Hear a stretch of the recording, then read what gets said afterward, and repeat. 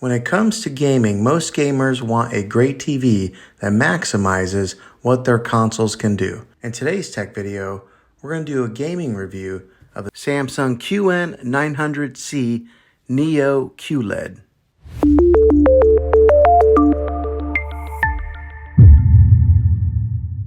Now, the couple of game systems, the consoles that I own here in my house is my son owns a Nintendo Switch, and then I own a PlayStation 4. So that's what we've hooked up to this thing here.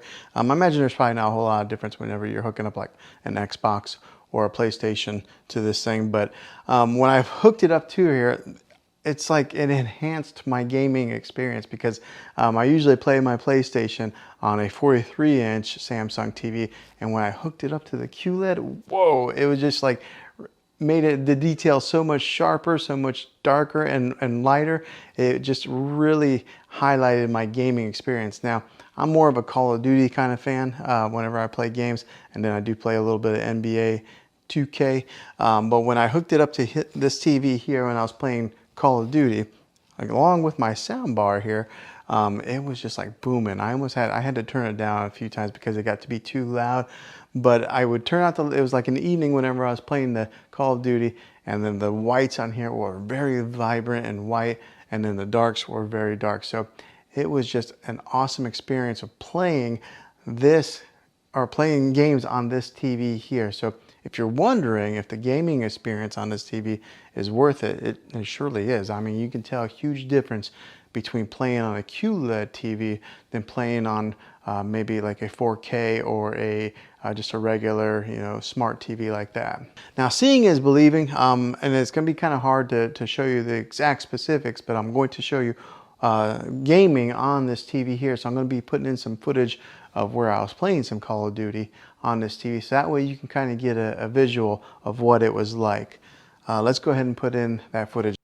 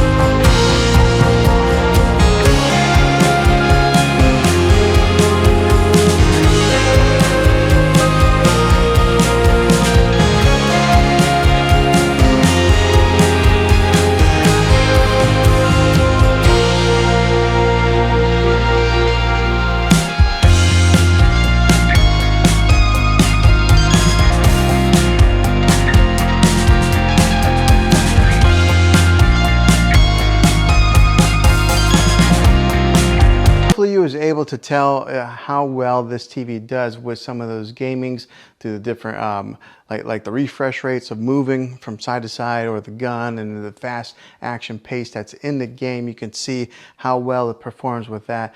You can see some of the visuals and some of the whites and the darks and how vibrant they are and how deep the darks are. So I think you can tell just how awesome gaming is. Now, if you are looking into some more of the specifics of this TV, I'll go ahead and put in some of my review footage for that, right? So that way you can see some of the exact details of what this thing has to offer and what it can do.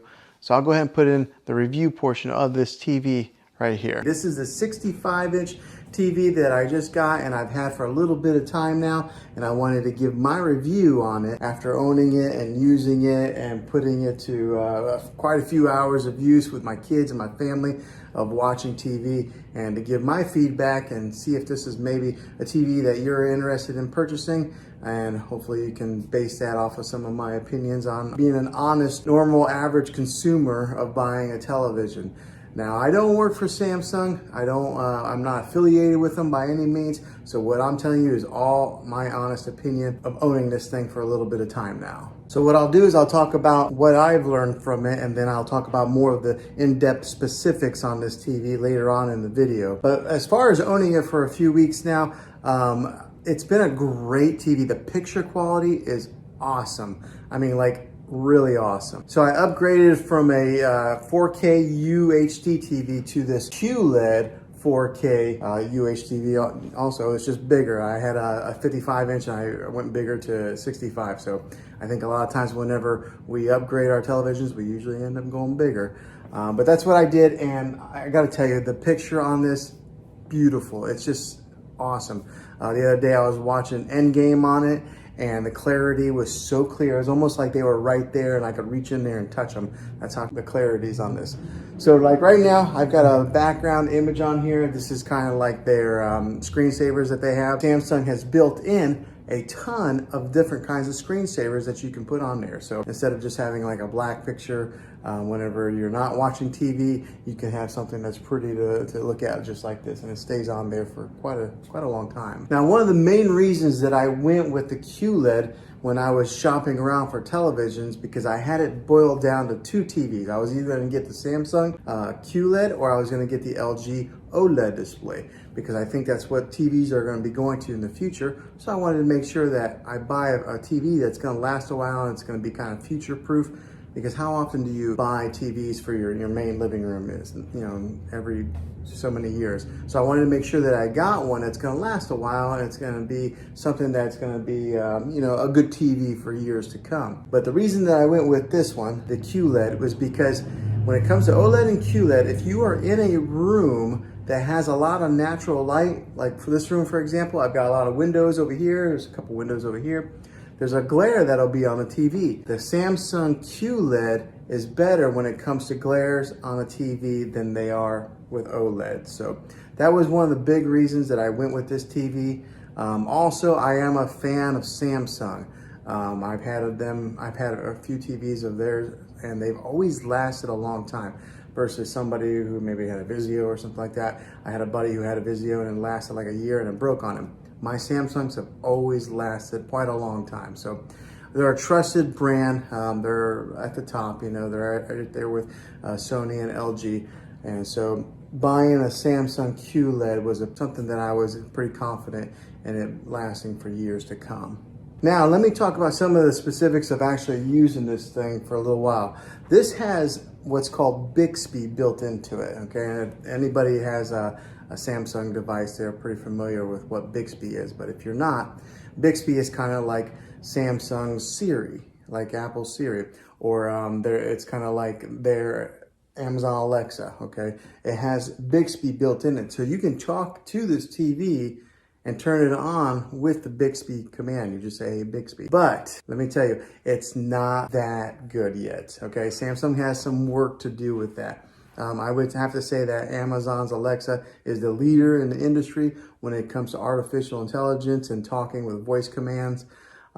Siri works pretty good on my phone. Maybe not as good as Alexa, but these guys are last in line. I don't know, for some reason it doesn't understand my voice very well. I sometimes gotta yell it. It does have that capability to have that voice command in your TV. So talk about living in the future. We're like in the Jetsons age, or Back to the Future too, if you're a fan of those movies like I am. Now, the other thing that I experienced that was kind of a con is that there was a time that I turned off the TV completely, and I was in the kitchen area and I was kind of cleaning, and then all of a sudden the TV just came back on. How creepy is that? But I'm sure it was because of that Bixby built in there that it turned it on. So it's almost like having Poltergeist TV inside your house. So that was kind of weird. It's only done that twice to me. In the middle of the night, the TV came on one time. So in the good length of time that we've owned this TV, that's happened. So that's the con on it. But the pros outweigh the cons on this TV. It is such a great TV. The clarity, the picture on it is just amazing. So let's take a look at it a little bit. So the remote on this thing looks like this. Okay, so it's a pretty narrow remote. There's not a whole lot of buttons on there, so it's not real daunting. Sometimes you can get a remote that's got so many different buttons on there that you don't really know what to do with, but this is what the remote looks like, and it's kind of shaped like that. So it's almost a little bit narrow to lose into your couch or your recliner, but just keep an eye on this bad boy. Now, the great thing with this, it is a smart TV, so it does have its own smart capabilities that are built right into the TV. You don't have to go out and buy an external stick to put in there, another like a Roku device or a Fire Stick or anything like that. Samsung has their own smart technology built into the TV. So when you hit the home button, just like this, it brings up all the different options of apps that you can download on there. And with this being one of the newest TVs out in the market, one of the best TVs out in the market, it's got every app that you can pretty much think of. So it's got even Apple TV, which sometimes it's not available on all TVs, but this has Apple TV. It's got your Disney Plus, your Hulu, your Netflix, which are built in.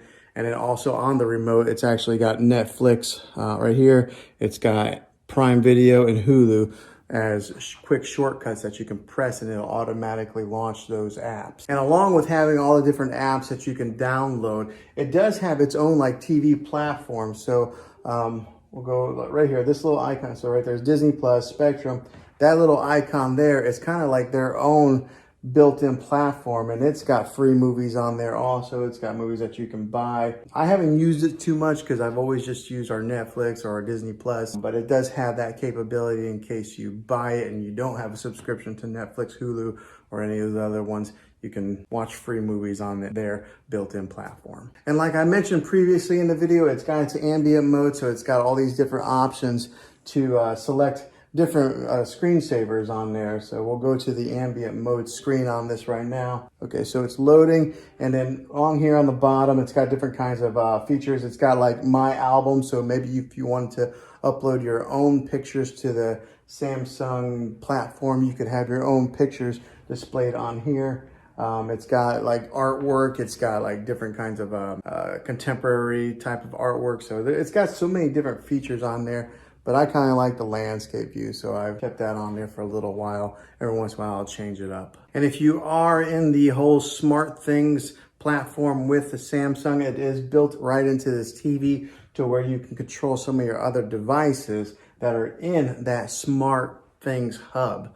So that's kind of a neat little feature that you're able to access it right here on your remote through there. So another way is you could always just dive into your phone, download the Smart Things app, and do it that way also. So it gives you so many different ways of being able to access your content, and they do it very easily. All right, so for example, right here, this is Endgame. I wish you guys could really see the clarity of this screen here. It's kind of hard to tell from recording on it like this, but it's got excellent quality, and the sound is pretty good for just being the built-in speakers on a TV. I know a lot of people will get sound bars to put at the bottom of their TV or mount them. It has pretty good sound for just being the standalone speakers that are built in. Another great feature with this TV is the bezel that goes all the way around the TV right here. It's really thin, so most of what you see is just screen. There's not a whole lot of plastic that you see along the edges. Now this is a 65-inch TV. That's what it's advertised at, but I want to put a tape measure on it so that way you guys can see exactly what the exact measurement is of screen real estate that you get. So whenever they say the inches of a TV, you always measure from angle to angle like that. You don't measure across or down. So we're gonna put a tape measure on this and see what it measures out to be. All right, so got a tape measure here. Let's measure it. Okay, so the actual measurement comes to be about 65 3/8. So that's they actually give you 3/8 of an inch extra. So that's pretty good. That's what that measures, the actual measurement of screen real estate on this TV. Now, so that's some of the specifics of being an honest user. Probably a lot of people who are going to watch this video are not really ones that need to dive so much into the technical part of the television. They just want to know some of the main user specifics. So that's what I've experienced so far. All right, so hopefully this helped you out in deciding if this was the TV for you. If it is, make sure you throw a thumbs up on this video if you enjoyed it, and go ahead and subscribe to my channel now. That way you can see all the tech videos that I'm making here in the next year to come, and I'd love to have you back in the next one as a subscriber. So thanks for watching this video, guys, and as always, be creative. Thanks for watching this video, guys, this gaming review of this TV here. Hopefully it was helpful to you. If it was, go ahead and throw a thumbs up on this video and go ahead and subscribe to my channel. I make tech videos all the time, and I'd love to have you back on the next one. So until then, be creative.